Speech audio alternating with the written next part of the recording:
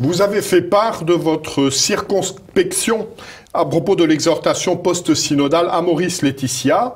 Vous avez également publié une déclaration de fidélité à l'enseignement immuable de l'Église.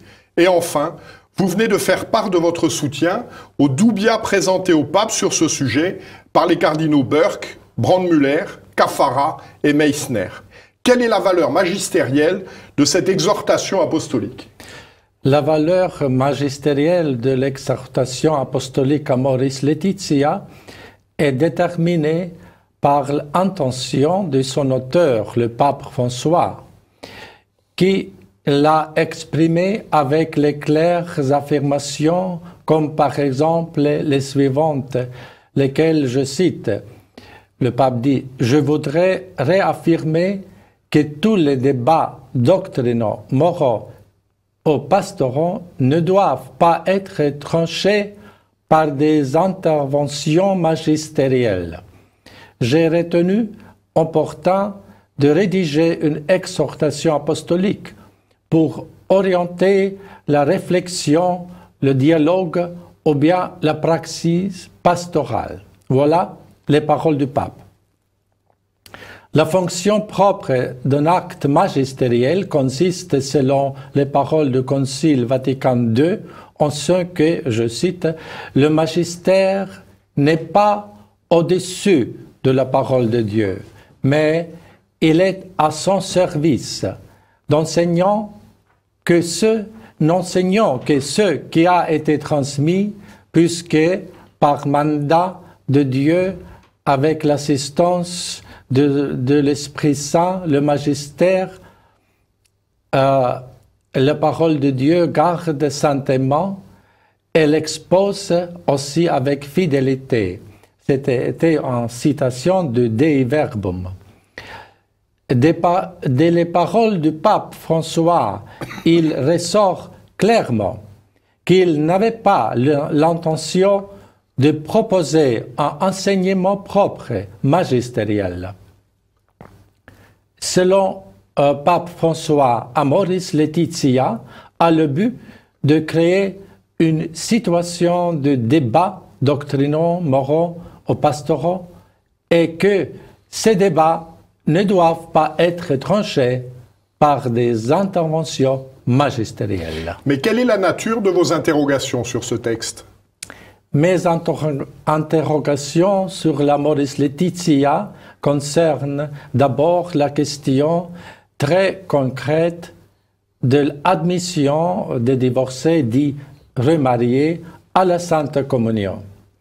En fait, pendant les 2 dernières synodes sur la famille et après la publication de l'Amoris Laetitia, une lutte ardue éclata et qui perdure jusqu'à ce jour sur cette question concrète. Tous ceux ecclésiastiques qui veulent un autre évangile, c'est-à-dire un évangile du droit au divorce, un évangile de la liberté sexuelle, en résumé, un évangile sans le 6e commandement de Dieu. Tels ecclésiastiques donc usent tous les moyens, c'est-à-dire astuces, tromperies, chefs d'œuvre de rhétorique et dialectique, et même la tactique d'intimidation et de violence morale, afin d'atteindre leur objectif de l'admission des divorcés dits remariés à la Sainte Communion, sans que ceux-ci remplissent la condition de vivre en continence parfaite, une condition demandée par la loi divine. Une fois cet objectif atteint, même limité au cas dit de discernement exceptionnel, la porte est ouverte à l'introduction de l'évangile du divorce, de l'évangile sans le 6e commandement. Et ceci ne sera plus l'évangile de Jésus, mais un anti-évangile, un évangile selon ce monde, même si un tel évangile soit embelli avec la cosmétique des paroles comme miséricorde, affect maternel ou accompagnement. Dans ce contexte, on doit rappeler une exhortation apostolique, celle de saint Paul, qui avait dit « Mais quand nous-mêmes, quand un ange du ciel annoncerait un autre évangile que celui que nous vous avons prêché, qu'il soit anathème. » Lettre aux Galatiens. Mais, Monseigneur, est-ce que ce type d'événement s'est déjà produit dans l'Église? Au sujet de la doctrine et la pratique concernant le sacrement du mariage et de la validité pérenne de la loi morale, nous assistons de nos jours une ambiguïté dont l'ampleur est comparable seulement à la confusion générale de la crise arienne du IVe siècle. Que peut-il se passer si les doubias présentés par les 4 cardinaux restent sans réponse? La tâche essentielle du pape est divinement établie pour notre Seigneur, c'est-à-dire conforter dans la foi tous les frères. Conforter dans la foi veut dire dissiper les doutes et apporter la clarté. Seulement le service de la clarté de la foi crée la vraie unité dans l'Église. Et ceci est la première et inéluctable tâche du pape. Si le pape ne remplit pas sa tâche dans les circonstances actuelles, les évêques doivent prêcher indéfectiblement l'évangile immuable concernant la doctrine divine de la morale et de la pérenne discipline du mariage, venant de cette manière fraternellement en aide au pape même, parce que le pape n'est pas un dictateur. Et en fait, Christ a dit, vous savez que le chef des nations les tyrannise et que les grands les asservissent. Il n'en sera pas de même au milieu de vous, mais quiconque veut être grand parmi vous, qu'il soit votre serviteur, et quiconque veut être le premier parmi vous, qu'il soit votre esclave. En outre, toute l'Église doit prier pour le pape afin qu'il retrouve la connaissance et le courage de accomplir sa première tâche.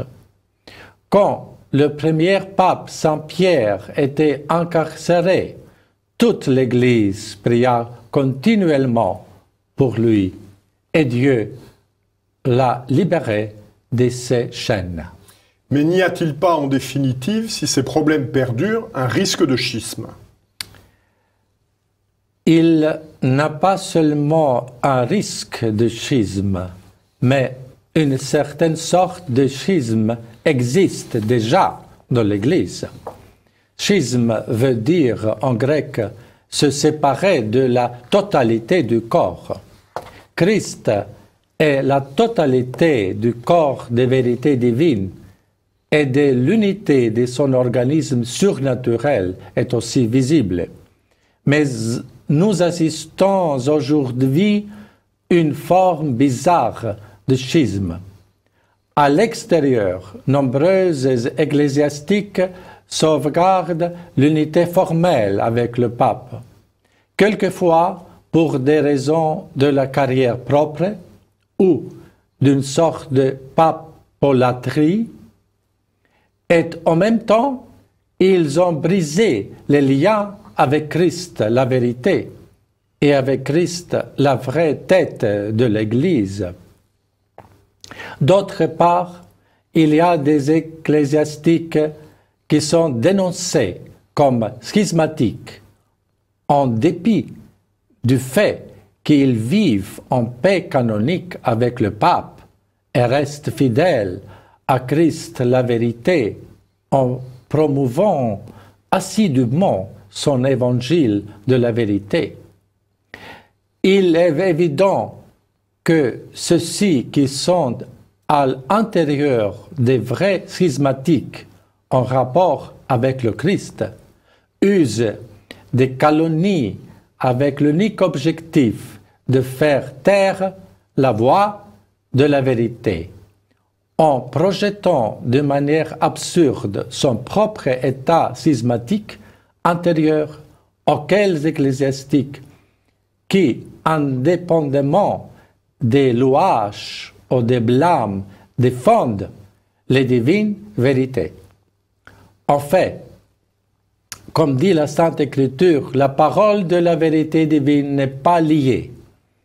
Même si plusieurs hauts responsables de l'Église aujourd'hui obscurcissent temporellement la vérité de la doctrine du mariage et de sa discipline pérenne, cette doctrine et discipline resteront toujours immuables dans l'Église parce que l'Église n'est pas une fondation humaine, mais divine. Merci infiniment, Monseigneur, de ces propos pleins de foi, d'espérance et de charité.